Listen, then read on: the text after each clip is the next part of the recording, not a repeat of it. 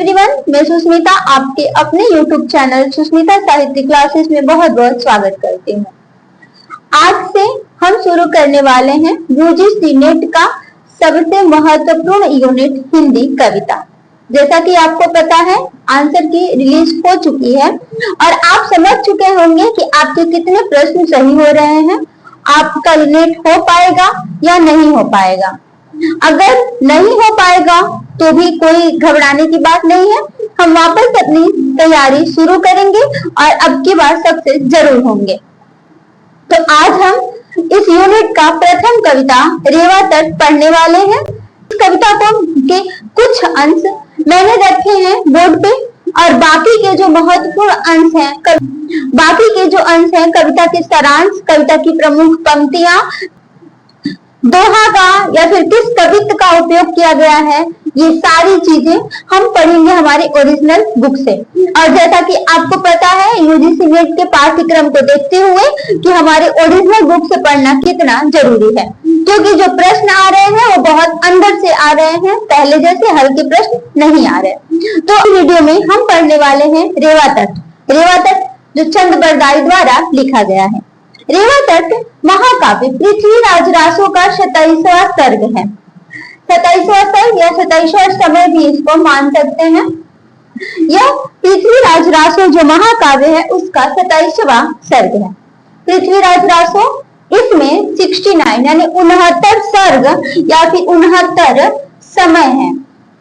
इस 69 सर्ग या समय में से जो हमारे सिलेबस में दिया हुआ है रेवा तट, यह 27वां सर्ग है और ये रेवा तट या फिर पृथ्वीराज रासो का ये सर्ग है और ये पृथ्वीराज रासो चंद बरदाई द्वारा लिखित है। इस रेवा तट मतलब इस जो सर्ग को हम पढ़ने वाले हैं, इसमें कुछ स्थानों का भी उल्लेख किया गया है, जैसे कनवज जिसका मतलब अभी का कन्नौज, गजनी जो अफगानिस्तान में है, दिल्ली शब्द का प्रयोग यहाँ पे दिल्ली के लिए किया गया है, देवगिरी और लाहौर, इन स्थानों का प्रयोग किया गया है इस कविता में।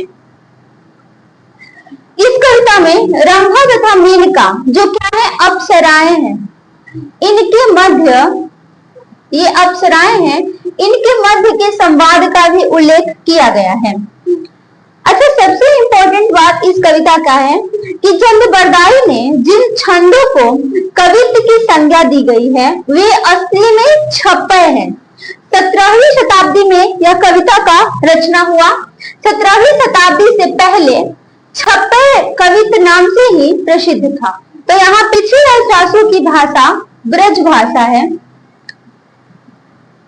लेकिन विद्वानों ने इसकी भाषा पिंगल कहा है। इसकी भाषा को विद्वानों ने पिंगल कहा है, जो अपभ्रंश तथा डिंगल यानी राजस्थानी का मिश्रण है। अब इस महाकाव्य में कुछ छंदों का प्रयोग हुआ है, तो उन छंदों को हम एक बार इसमें देखेंगे। इस छंद में कौन सा है यह भी हम ओरिजिनल बुक से देखने वाले हैं। तो इसमें प्रयुक्त छंद है दोहा, कवित्त, अरिल, गाथा, साटक, कुंडलिया, छंद कंठ शोभा, भुजंगी, छंद दंडमाली, छंद मोतीदाम, छंद रसवाला। तो इसमें ये प्रयुक्त हुए छंद हैं।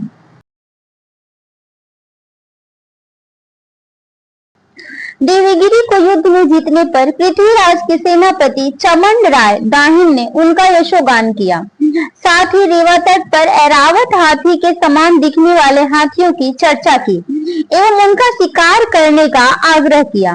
इस पर पृथ्वीराज चौहान ने चंद बरदाई से इन हाथियों के विषय में जानने की जिज्ञासा व्यक्त की। तब चंद ने पृथ्वीराज को ऋषि पालकाव्य की कथा सुनाई। चमंड राय ने पृथ्वीराज से शिकार पर चलने की बात कही और बताया कि मार्ग में बड़े दांतों वाले हाथी एवं सिंह भी मिलेंगे। चमंड राय ने कहा कि रेवा तट पर कस्तूरी मृग, कबूतर व अन्य पक्षी भी रहते हैं। दक्षिण दिशा का सौंदर्य तो और भी मनोहर है। अंततः पृथ्वीराज ने शिकार पर जाना तय किया। रेवा तट पर शिकार के समय ही पृथ्वीराज को लाहौर के शासक चंद पुडीर दाहिन का पत्र मिला, जिसमें लिखा था कि मारूफ खां और सुल्तान गौरी चौहानों के साम्राज्य को उखाड़ फेंकने के लिए धावा बोल रहे हैं। पृथ्वीराज ने सामंतों को युद्ध के लिए तैयार किया और लाहौर की ओर कूच किया।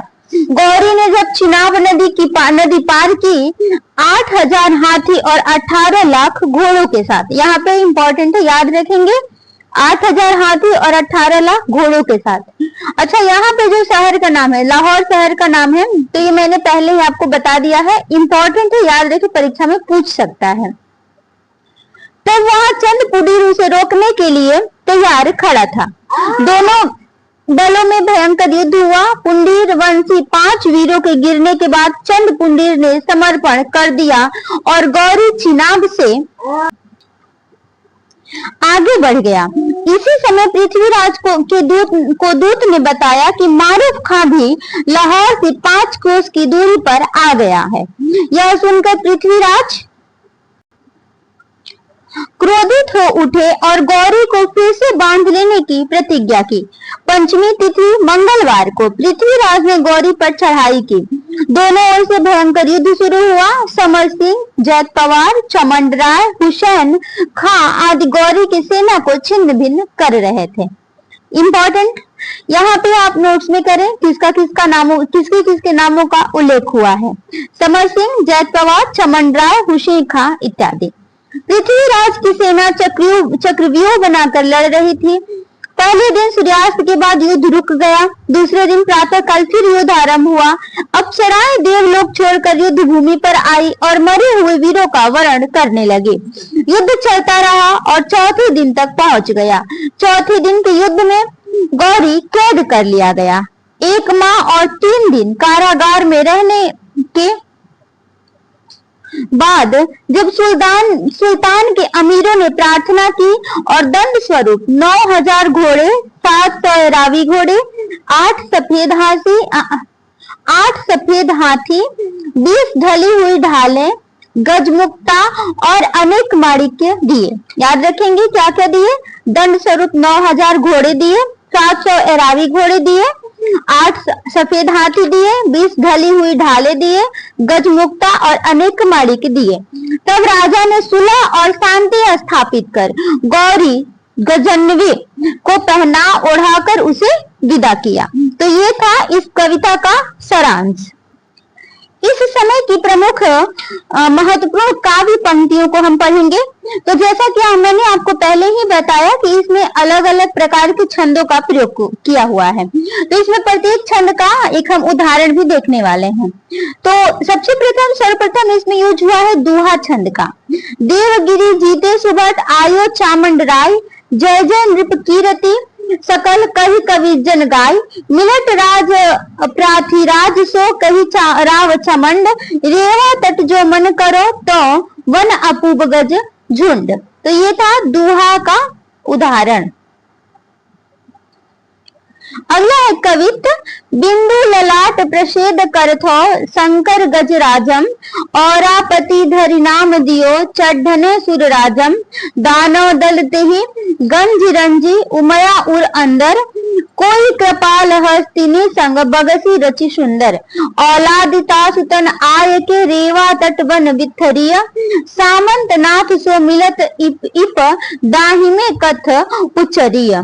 अरिल का उदाहरण देखते हैं। 4 प्रकार पिप्ति वन बारण, भद्र मंद नग जाति साधारण, कुक्षि चंद कवि को नरपति, सुरवाहन किमि आय घरती। अगला छंद है गाथा। कोंपर पराग पत्रम छालम, डालम फलम फूलम कंदम, फल्ली कली ते जरियम, कुंजर करी थुलयम तनम। साटक का उदाहरण देखते हैं। श्रोतम भूपय गौरियम वर भरम, बजाई सज्जाइने, सा सेना चतुरंग बंदी, उल्लम तत्तार मारूफयम, तुझी सारसा उपराबस रसी, पल्लायनम शानयम, एकम जीव सहाब शहीन नयम, बियम स्वयं सेनया। तो ये है उदाहरण साटक दोहा का। अगला है कुंडलिया। बर मुसाफ तार खां मरण किति तन बांझ में भंजे लाहौर घरा लेहु सुनी सुविहान। लेहु सुनी सुविहान सुने ढिल्ली सुरतानम लुत्थी पार पुंडीर भीर परिह चौहानम। दुत्ति दुचित चित जिन करहु राज आखेट उथापम गजनेस आयस चले सब छूय मुसाफम। छंद कंठ शोभा का उदाहरण है। फिर है बपर फिर है बपर पस्पर से मनो फिर इंदुज पंचक से सोई उपमा कवि छंद कथा सजे मनो कौन पवंग रथे। उर पर पुठ्य दिठ्यता विपरीत पलंग तथाधरिता लगे उड़ित चौन लयम सुने खुर के अबत नयम। काय बंध सो हेम हमेल घनम तब चामर ज्योति पवन रुणम मह स्रट सतारक पीत पगे मनोसूत के उर भान उगे। पर मंदिदी अंशु धरे उलटा मनोविट देश चली कुलटा। मुश कठिन घूंघट असुबली मनो घूंघट है कुल बद्धु चली। तीन उपमा बरनम न धनम पूजे नन बग पवनम मनम। भुजंगी जहाँ उतरथो साहि चिन्हाव मीरम तहाँ नेज गडयो ठटको पुंडीरम। करी आन सहाव सा बंध गौरी धर के धिंग धिंग धकावे संजोरी। भय प्रात रतिय जूरत दिशया चंद्र मंडय चंदयो भर तमस तामस सूरवरी भरी राश तामस छंदयो। बर बज्य निशानम निशान धूनि धना वीर बरनी अकुरयम धर धर की धाइर करसिकाइर रस भिसुरस कुरयम।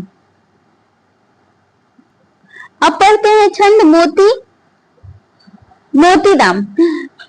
रतिराज रूज यौवन राजत जोर चंपय शशिरम उर शैशव कोल उन मधु मध्य मधु धुनि होया तिन उपमा बरनी कवि कोया। छंद रसावला। बोल पूछे घनम स्वामी जपे मनम रोस लगे तनम सिंह मद्दम मनम। छो मोहम खिन्नम दानम छुट्टे ननम नाम राजम घनम घनम शांतु कनम।